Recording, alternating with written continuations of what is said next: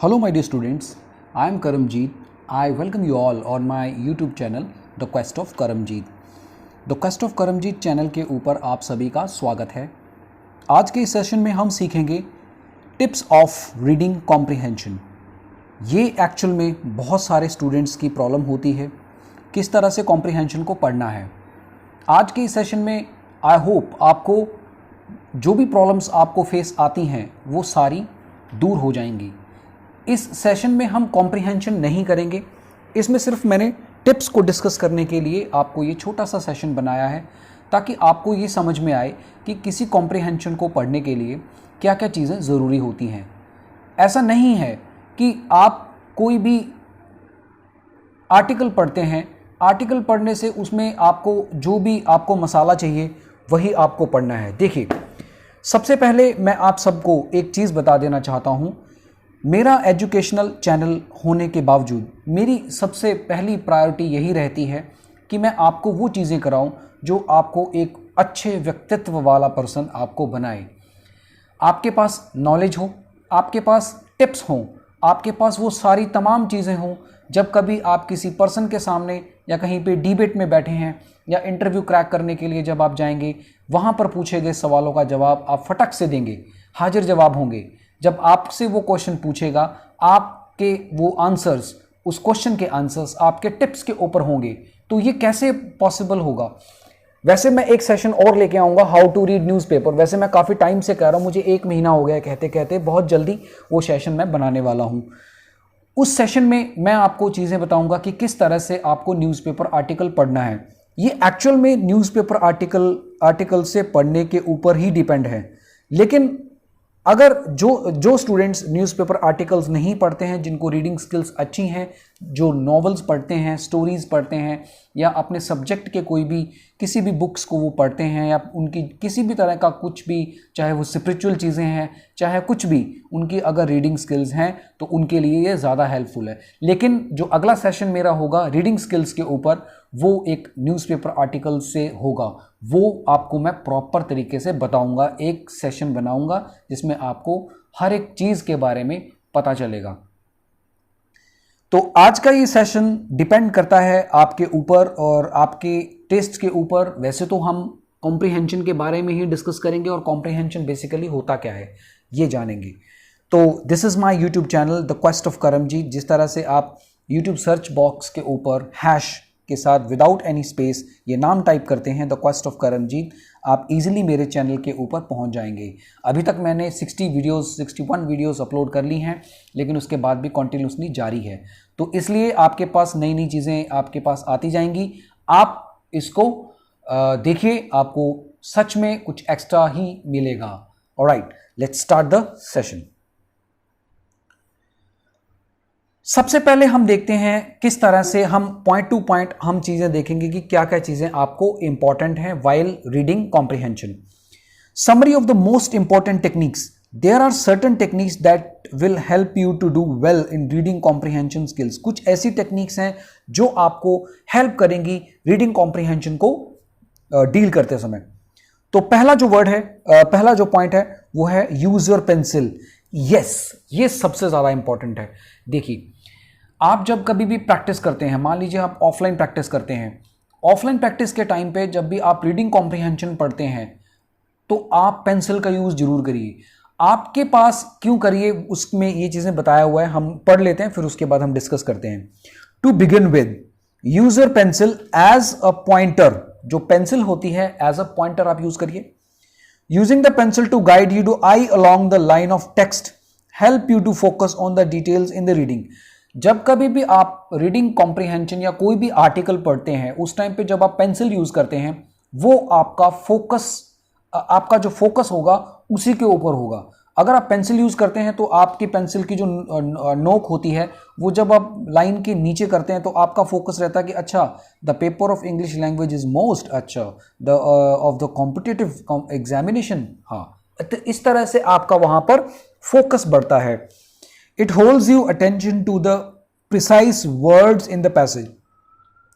ये आपको जितने भी precise जो words हैं उनको hold करता है।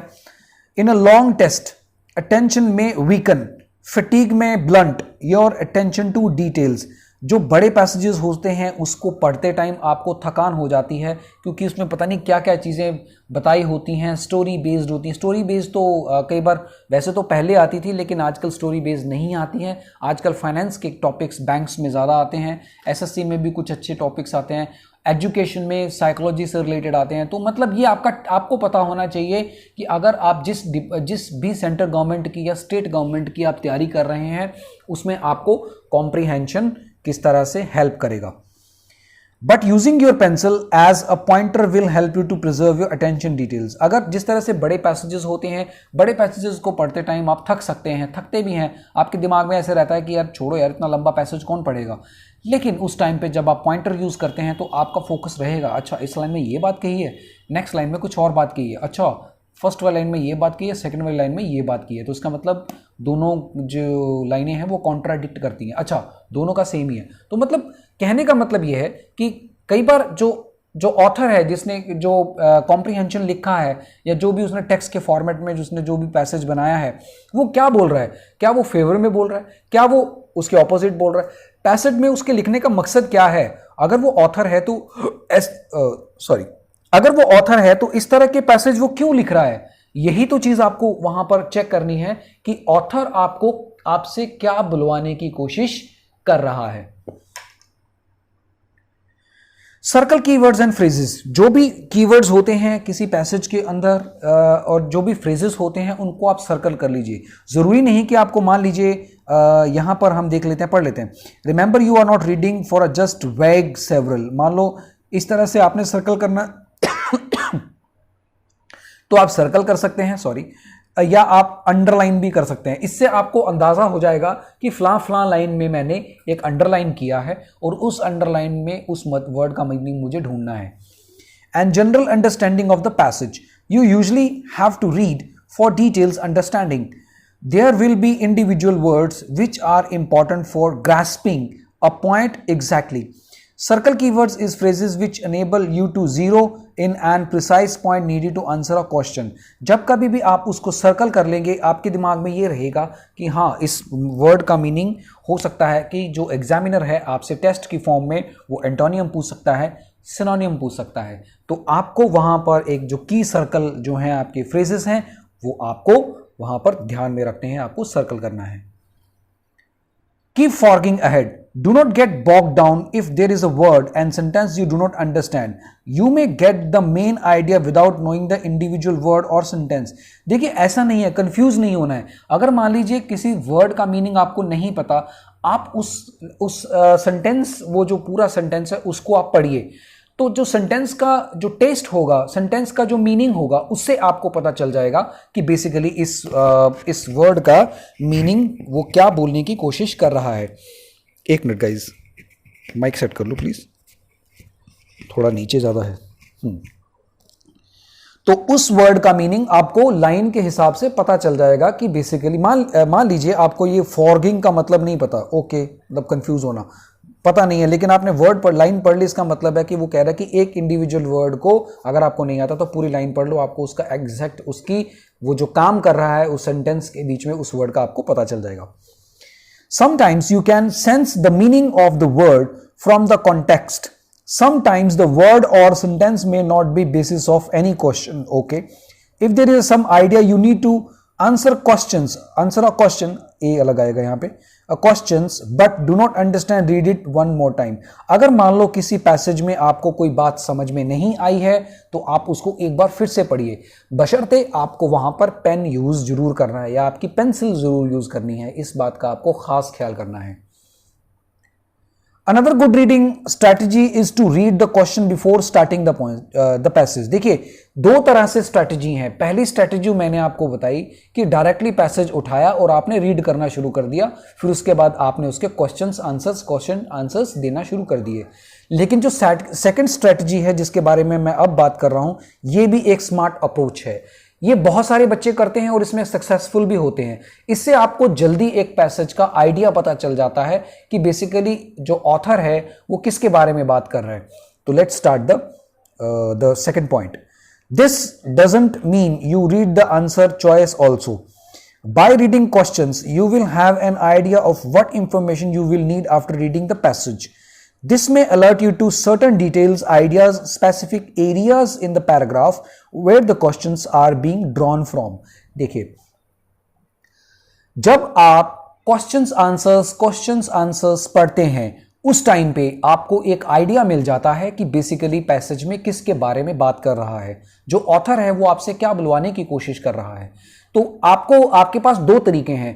पहला तरीका है, अगर आप अच्छे तरीके से आप एक अच्छे रीडर हैं, अगर आप बहुत अच्छा पढ़ते हैं, तो आपके लिए एक पहली जो ऑप्शंस मैंने जो आपको बताई थी, जो पहले रीडिंग स्किल्स की बताई थी, वो आपके लिए ऑप्शन बेस्ट है। अगर आप रीडर्स नहीं हैं, आपको सिर्फ एग्जाम के पॉइंट ऑफ व्यू से आपको क्वेश्चंस आंसर्स देने हैं, तो सेकंड ऑप्शन आपके लिए अच्छा है, क्योंकि उस टाइम पे आपने सिर्फ और सिर्फ क्वेश्चंस आंसर ही देने हैं। आपकी अगर रीडिंग स्किल्स आपको नहीं अच्छी लगती तो आप क्या करिए, आप सेकंड वाले टेक्निक को आप अपनाइए तो ज़्यादा बेटर है। देखिए, तो उस टाइम पे आपको जब जैसे आप क्वेश्चन आंसर्स पढ़ेंगे उस टाइम पे आपको आइडिया आ जाएगा कि बेसिकली इस पैसेज में है क्या और ऑथर आपसे किस तरह के क्वेश्चन पूछ रहा है। 4 ऑप्शंस या 5 ऑप्शंस होंगी, उन 5 ऑप्शंस में से कौन सी ऐसी ऑप्शंस हैं जो आपको फिट बिठानी चाहिए। इसमें से ये भी हो सकता है, इसका मतलब ये भी हो सकता है, ये भी हो सकता है। तो आप जब फिर उसके बाद फिर आपको पैसेज पढ़ना है। देख लेते हैं। Right approach to answer the questions, answer the questions. Question are to be answered in the basis of the information provided in the passage. ये तो आपको पता ही है, जो भी क्वेश्चन के आंसर्स होंगे वो पैसेज में जो चीजें बताई गई हैं उसी के अकॉर्डिंग होती हैं। And you are not expected to rely on outside knowledge of a particular topic. Your own views on opinion may sometimes conflict with the view expressed or information provided in the passage. Be sure that you work within the context of the passage. You should not expect agree with everything encounter the reading passage. आपको हर चीज में agree नहीं होना है। ऐसा नहीं है कि उसमें जो चीजें क्वेश्चन और है, ऑप्शंस में चारों की चीजें उसमें डिसअग्री है, आप अग्री कर रहे हैं। वहां पर अग्री वाली बात कर रहे हैं, आप डिसअग्री कर रहे हैं। अगर आप अग्री कर रहे हैं तो वो डिसअग्री कर रहा है। आपने पैसेज में अपना दिमाग बिल्कुल नहीं लगाना। आपने ये ऑब्जर्व करना है कि बेसिकली जो एग्जामिनर है आपसे क्वेश्चन पूछ रहा है वो पैसेज के अंदर आपसे कुछ बुलवाना चाह रहा है, आपसे आपकी अंडरस्टैंडिंग को बढ़ाना चाह रहा है। Are you getting my point? तो एग्जाम में जब कभी भी रीडिंग स्किल्स की बात आती है वहां पर आपकी रीडिंग स्किल्स को जांचा जाता है, परखा जाता है, आपकी ग्रामर को परखा जाता है, आपके अंदर किसी पैसेज को लेके क्या टसल चलती है उसके बारे में आपसे वो काम करवाया जाता है। इसलिए आपसे रीडिंग कॉम्प्रिहेंशन के पैसेजेस को पूछा जाता है। तो इस तरह से आपको जो भी इंफॉर्मेशन है उसी के हिसाब से आपको कॉन्फ्लिक्ट हो सकता है, आपको आपके जो आइडियाज है वो वारी कर सकते हैं, लेकिन इन द केस ऑफ आपको उसके आंसर्स देने हैं। You should analyze each passage carefully before you answering the accompanying questions. As with any kind of close, thoughtful readings lack for clues that will help you understand less explicit aspect of the passage. Try to separate main ideas from supporting ideas and evidence.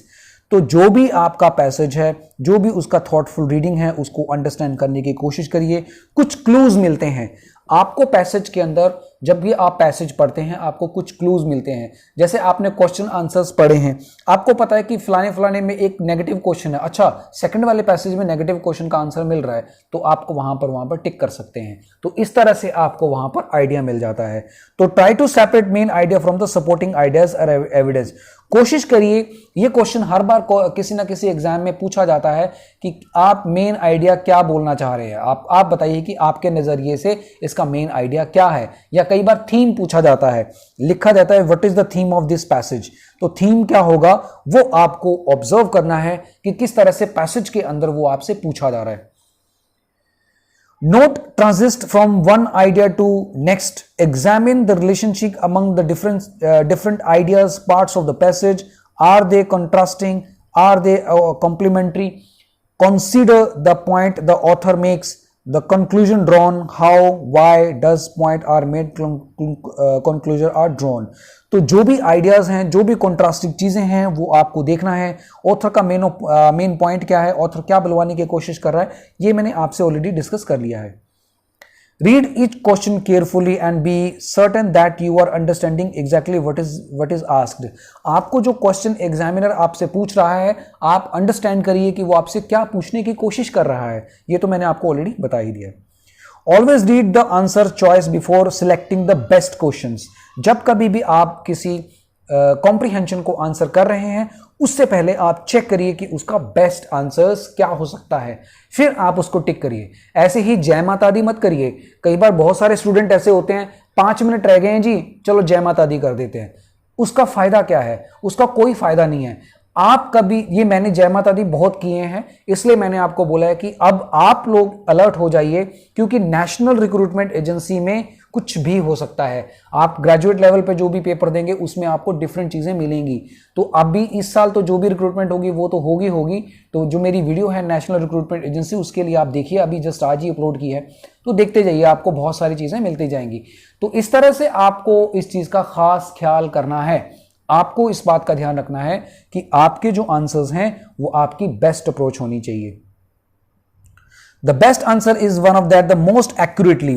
Best answer वही है जो accurately है। क्यों? क्योंकि आपने alert होके, assertive होके आपने वो पैसेज पढ़ा है और पैसेज पढ़ने के बाद आपने जो आंसर दिया है वो एग्जैक्टली पैसेज के अकॉर्डिंग फिट बैठता है। ये आपका डिपेंड करता है आपकी रीडिंग स्किल्स के ऊपर। And completely answer the question being posed. Be careful not to pick answer choice simply because it is true statement. ऐसा नहीं कभी पिक करना होता कि कोई भी स्टेटमेंट ट्रू।